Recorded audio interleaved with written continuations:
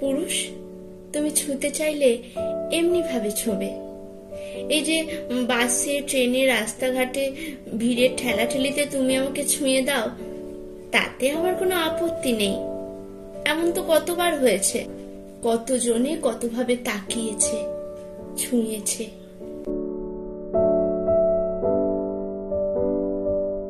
একবার জানো কি হলো, তখন বয়সটা বেশ অল্প। কলকাতায় লোকাল ট্রেনে চেপেছি, একটাই মাত্র স্টেশন মাঝে, কিন্তু একবারে চাপাচাপি ভিড়।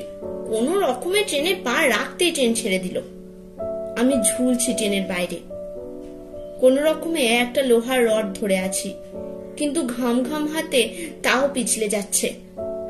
হঠাৎ একটা পুরুষালী হাত কনুয়ের কাজটা ধরে হ্যাঁচকা টানে ট্রেনের ভিতরের দিকে ঢুকিয়ে নিল আমাকে। আমি বললাম, প্লিজ ছাড়বেন না, আমি পড়ে যাব তাহলে। ছাড়ছি না, ভয় নেই। ভয় ছিল না আর। আরেকবার সেবার গায়ে জ্বর, মাথায় কি ঘুরছিল, হট করে হোস্টেল থেকে বাড়ি যেতে খুব ইচ্ছে হলো। ট্রেন নেই, কোনো ভালো বাসও নেই। ঝরঝরে একটা বাস যা পেলাম উঠে পড়লাম। তিলার্ধ জায়গা নেই বাসে। আমি গায়ে জ্বর নিয়ে ধুঁকছি দরজার কাছটায়। পিঠে একটা হাত পড়ল। একজন গ্রাম্য বৃদ্ধ বললেন, বসবে মা? আমি দাঁড়াতে পারবো না, এই পাশটায় বসো কষ্ট করে। পাশে জায়গা ছিল না তেমন, আমার মাথা তোলার ক্ষমতাও ছিল না। রীতিমতো ওনার পায়ের উপর বসে পড়লাম। জানলার হাওয়া চোখে মুখে লাগলো। আহ, কি শান্তি!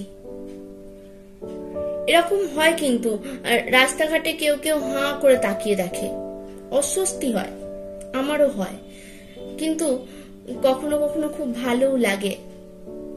একবার যেমন কোথায় যাচ্ছিলাম, বই পড়তে পড়তে বাসের মধ্যে ঘুমিয়ে পড়েছি। শেষ স্টপেজে এসে কন্ট্রাক্টর ডেকে তুলল। চেয়ে দেখলাম একটা গন্ড গ্রাম, আর একটি ছেলে আমার দিকে অবাক চোখে তাকিয়ে আছে। আমি পাত্তা না দিয়ে বাস থেকে নেমে পড়লাম। বিকেল হয়ে এসেছে। কন্ট্রাক্টর বলল, এরপর বাস আবার 2 ঘন্টা পর। একা একা দাঁড়িয়ে আছি, ভাবছি কি করব। দেখি পিছনে ওই ছেলেটি এসেছে। এখানে একটা দোকানে আমার বাইক রাখা আছে, আমি পৌঁছে দেব? না না, কোনো দরকার নেই। ভয় নেই, বাড়ি অবধি পৌঁছে দেব। পরের বাস আস্তে আস্তে রাত হয়ে যাবে। কি মনে হলো, বললাম, চলুন, ভালো করে ধরে বসুন তো, চাপ নেই। আমিও বসলাম। আমাকে ঠিকানা জিজ্ঞেস করে একদম বাড়ির দরজা অবধি পৌঁছে দিয়ে গেল। আবার মাকে বলেও দিল, বলুন কাকিমা, বাসে ওইভাবে কেউ ঘুমিয়ে পড়ে? এই তাকিয়ে থাকাগুলো বেশ ভালো লাগে। তারপর কেউ যদি এমনি এমনি আদর করে, ধরো অচেনা কেউ, আমার তাও ভালো লাগে। তখন সন্তান সম্ভব আমি। দুর্গাপুজোয় লাইনে দাঁড়িয়ে অষ্টমীর প্রসাদ নিচ্ছি। খুব গরম, হাঁসফাঁস করছি। এক 40 এগিয়ে এলেন। একটা প্লাস্টিকের চেয়ারে আমায় বসিয়ে ভোগ নিতে গেলেন। একটু পরে ভোগের খিচুড়ি আর পায়েসের প্লেট আমার হাতে দিলেন। যাওয়ার সময় গালে আলতো ছুঁয়ে বললেন, এই অবস্থায় অত রোদে কেউ দাঁড়ায়? মুখটা দেখো, মা দুর্গা যেন। তারও অনেকদিন আগে, বেশ 5-6 বছর আগের ঘটনা। জীবনে প্রথমবার রেডিও থেরাপি নিচ্ছিলাম। এই দিন 10 তখন জানতামই না এর কি মাহাত্ম্য। ব্যাঙ্গালোরে থাকি। বিদেশ ভুঁয়ে বদনাম করার লোক পাওয়া যায় না, পাশে থাকার লোক কম। প্রথম দিন বেশ নাচতে নাচতে থেরাপি নিলেও 3য় দিনে এসে অবস্থা কাহিল।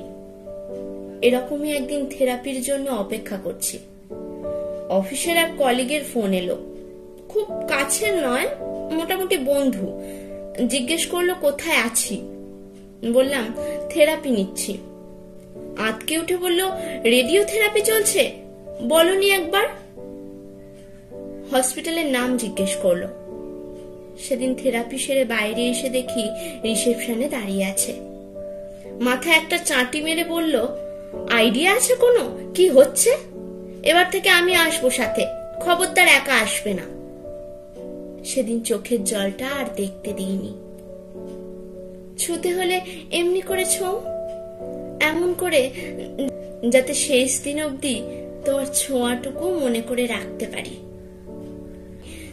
গর্ব করে আনন্দ করে বলতে পারি, তুমি একটু হলেও অনেকখানি ছুঁয়েছিলে আমাকে, এখনো ছুঁয়ে আছো, প্রত্যেকবার এমনি করেই ছুঁয়ো।